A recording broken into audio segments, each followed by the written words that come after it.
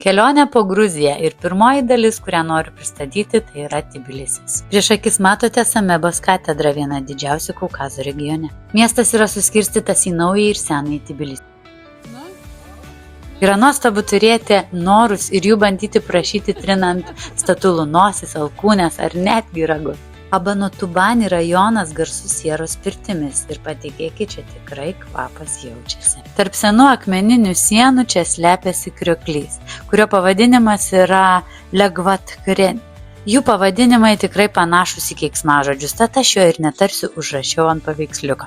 Čia gamta susilieja su miestu. Wow. Vaikščiodami smulkiomis gatvelėmis pokštavome, juokavome, džiaugiamės vietiniu unikalumu, stebėjome, kaip kepama duona praktiškai ant gatvės.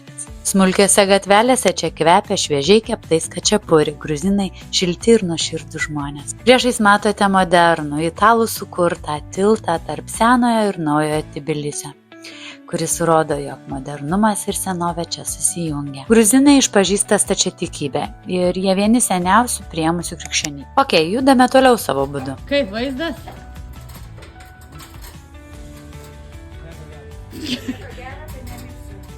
Miesto centre išties radome tokių unikalių vietų atsivėsinti, kad wow. Dar vienas įspūdingas taškas — Chroniklės stulpai. Šios milžiniškos kolonos pasakoja tautos istoriją. Nuo šios kalvos atsiveria Tbilisio jūra, kaip vietiniai sako, neturim tikros jūros, pasidarysim savo. Nepamiršk paspausti like, follow ir lauk kitų video iš Gruzijos.